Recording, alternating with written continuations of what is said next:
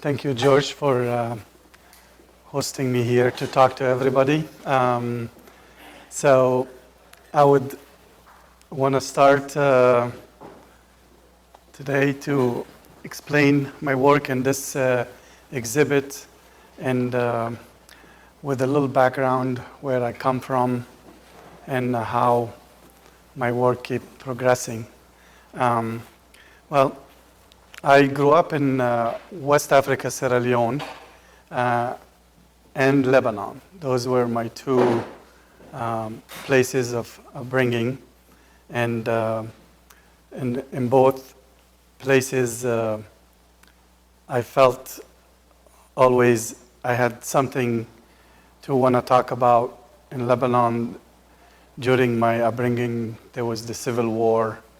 And also, when I came to the U.S. to go back to Sierra Leone and do something over there with the community, there was another civil war. And being in the U.S. and also being as an Arab American, there's another war that's happening in the Middle East. So I felt, to me, there is always a struggle of something I needed to speak about and speak about peace and harmony. In 2007, the Arab American National Museum asked me to, if I would do a show. And the show is about immigration and an immigrant and the experience of an immigrant.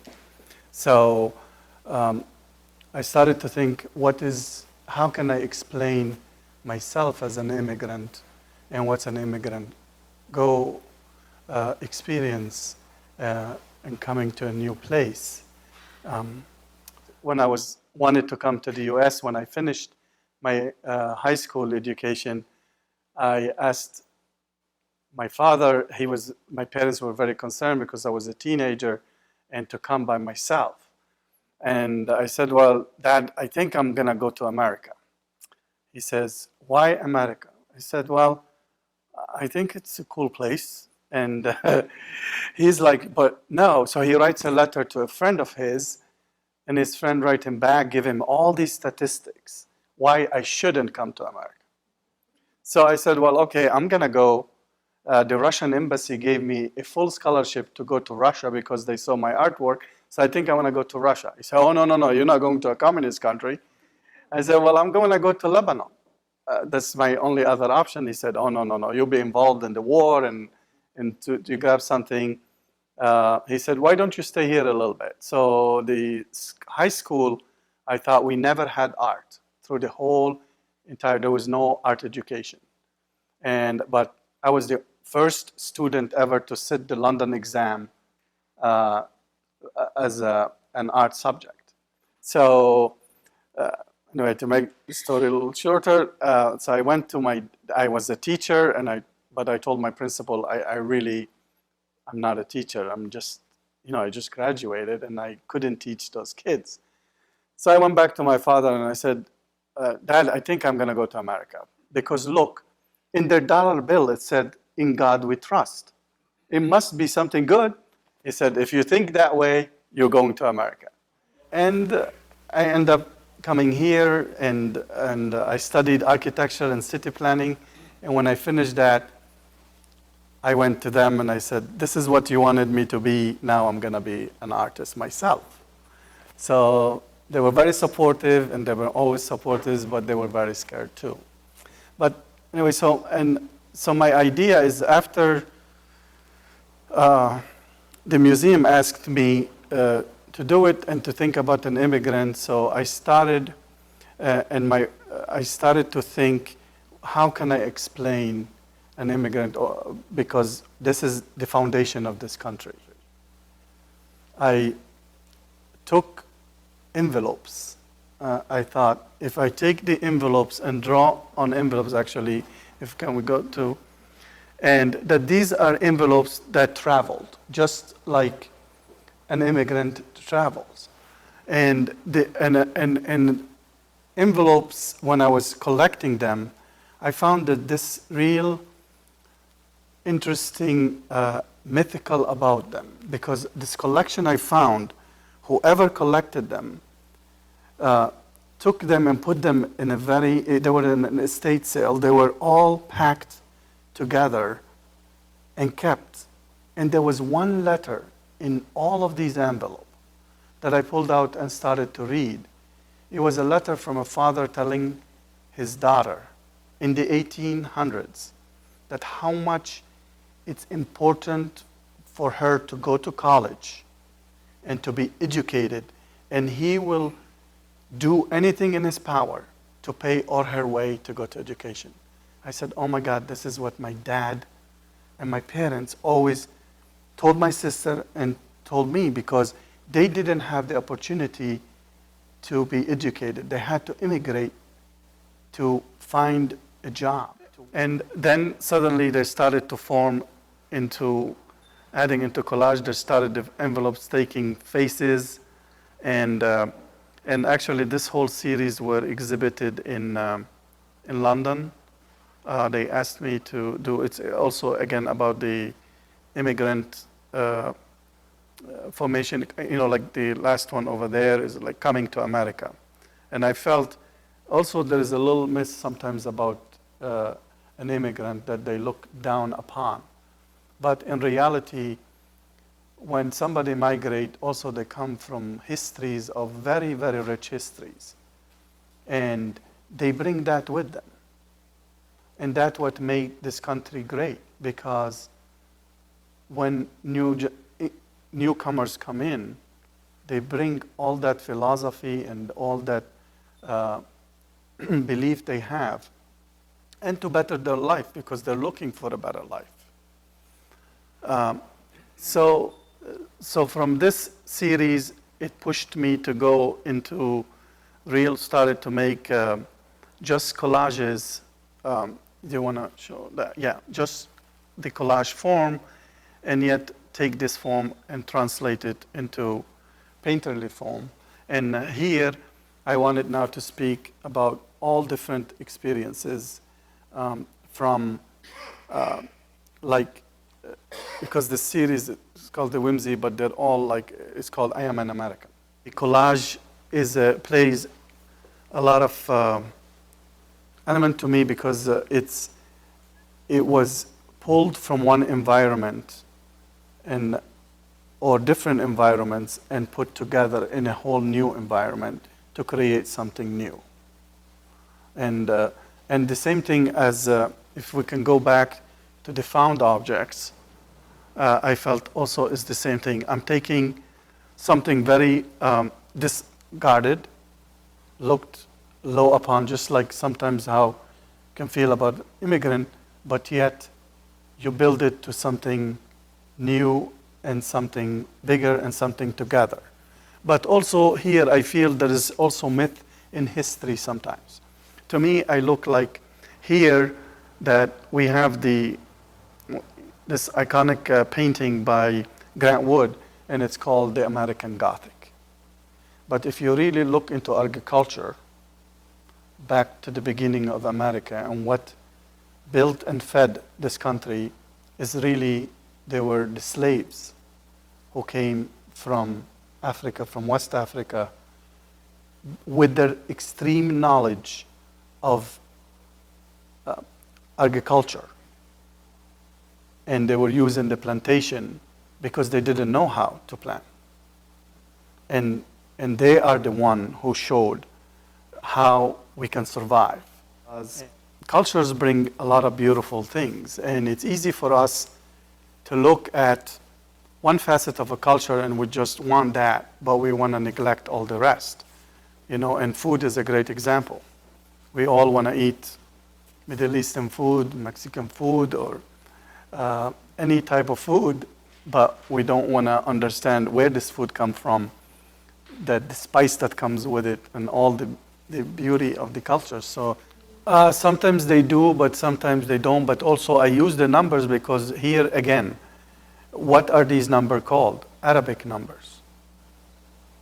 and they're adapted today as English, but this is the Arabic numbers.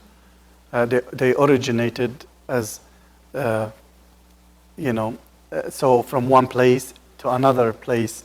And actually part of the envelope series, when I did the sculptures, I Xeroxed letters from my parents.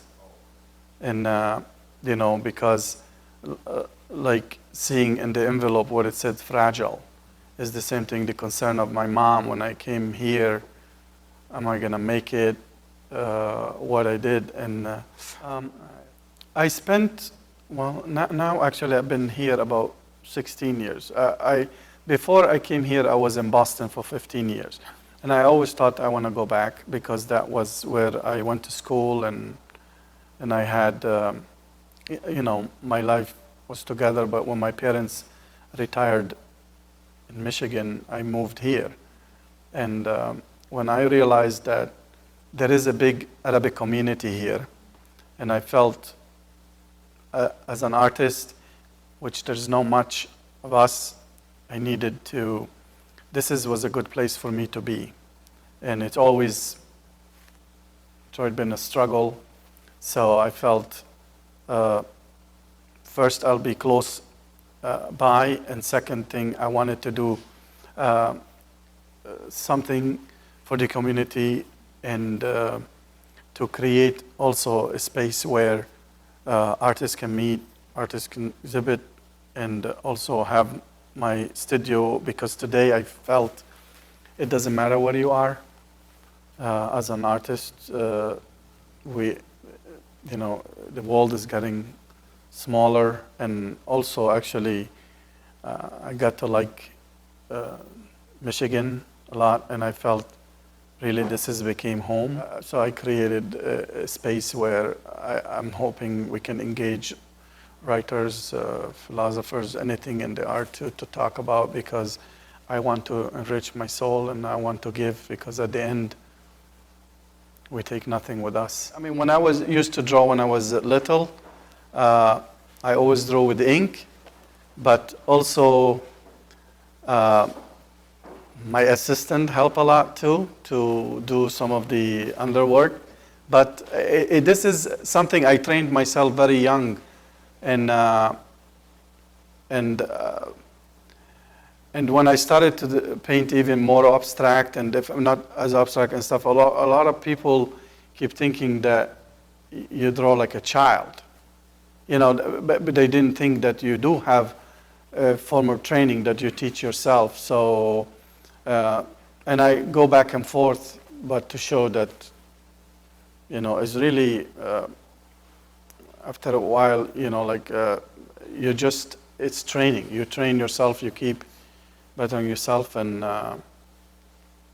realistically, it's a discipline that you work with. You learn that to paint, and I try to execute things and the ideas that whatever it takes, I did the collages with things I found, and then when I moved them to the painting, I adapt to enhance the thought behind it. And over there you can see the inner body is a plate, it's a Persian plate actually, to explain that although he's blonde, blue eyes, from a background of, in this sense, it's although the letters is Arabic and English, but also the letters also, that's the Persian letters they use. Both part where you are as home is equal, and also like the goatee is the harmony of his very tailored, very elegant stuff like that. So, and that's what the symbolism in a lot of the pieces actually, like the pieces over there. His goatee is French. His upbringing, half part of it Japanese, and also he's hot-tempered a little bit, as you see the painting of Goya in his nose. I would say about a decade maybe, like 2004, 2005, working with more in the collage. But if I look back, always my work had that element of picking periodic of history and even work stylistically, because actually if you go back and see some of my earlier artwork, you can see how it always have that taking different component of history and stylistic and adapting it on my own and form like a new a self-portrait. In the meaning of a self-portrait is really my vision of what I see in my surrounding, and because all of us see the world through our own perspective and through our own experiences and our interaction with others. And in that sense, yes, it is a self-portrait of me, I guess. And yes, it was, you see, when I came here, my parents wanted me to be a doctor or an engineer because I will have a better living. They want me to have a better living, which I understand, and I'm very grateful that I went into architecture, because although I always wanted to be an artist, but having that training in architecture and city planning gave me really the tool to go. When I decided to be a sculptor, couldn't find somebody to teach me, I just went and bought the tools when I can afford it, and I started doing sculptures. From my family, in general, they're poets and writers. And for the life of me, I cannot write, explain my writing. I couldn't. I tried to do poetry when I was younger, and I couldn't, but it was easily for me to draw my thoughts. So, and I remember when I was 15 years old, I had this, and I couldn't, after I was drawing very realistic, I couldn't, so somebody told me, oh no, you have to do abstract. And I didn't understand what abstract. He said, like an elephant have a gun and a pencil, and I saw this painting. He must have been talking about Dali. And so I couldn't conceive it, but so I started to draw about love and things like that. And I remember bringing one of my drawings, and I saw this older artist. He looked at it, he said, oh, it's like Picasso. And I was so insulted. I told him, no, it's not like Picasso. Who is Picasso? No, it's my drawing. It's my drawing. And it's funny, and that's the first book when I went to a used bookstore to buy a used record, because there was a translated song in Arabic, but I didn't know how to say it in English, and it was like, Strangers in the Night, but I didn't know. So I went to this record store telling them, I want this song. It goes, So they were trying to look for it, and they found it to me. And I said, yes, this is the song. And I ran into a book by Picasso, and I was like, so intrigued with his work, but the more intriguing, he looked like my father. And I was like, oh my gosh, I love this man. Yeah. And, bald, I wanted to be bald like my father, and all this stuff. And I'm glad I'm not now, but but there's nothing wrong with being bald, but I wanted to. I wanted to be bald. I wanted to be a little bit chubby because I wanted to wear an overall. I thought it would look cool. I guess I was a weird kid. But so, but Picasso was the first, but then all of these other artists, and I was like, I felt that they were influenced, but at the same time I was just jumping like a kid in a candy store. I was just jumping to all these artists. Like this month could be Picasso, the next month it'll be Leger, the following months is this, like, oh my gosh, this doesn't end, like going. But until September 11. At September 11, I was just moved here. When the incident happened, I had tons of phone calls from my friends all over the country, saying, are you okay? Are you okay? All this stuff. And that made me realize, as much as I am an American, but I'm not fully in a way, because they were concerned about me because also of my background and my heritage, as if I had something to do with it in a way, or people not going to understand it. So that made me to go back and look at really art in my culture. Because I said, and I realized back then that, you know, because a lot of people kept saying, oh, your work look like Picasso, like Chagall, like Miro, like this. And I realized, but I wanted to be better than them. But I realized not about the competition being better than them, because all what I could be is like them. So that's where I felt my artwork took a whole new direction and more to see within myself. And that's been what I've been trying to do, because there's this also a saying in Arabic, you cannot hide behind your finger, which is just so true. You cannot. I am who I am, I love who I am, and I'm gonna be who I am. Because a joke, you know, is the strongest thing to be, because a lot of times, you know, you can see comedians and all of this stuff, that we are so acceptance with you know, like that whimsical when you put it into that context. So, and it's not easy, because behind comedy there's a tragedy, and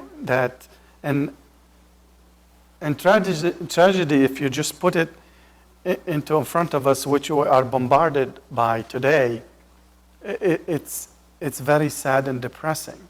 So to me, I wanted to engage people as humorous as possible, and also to touch on the soul of the human, that we're all the same. You know, we all can laugh. And it's funny, we always laugh at the things that are the worst in our time of experience when we have it.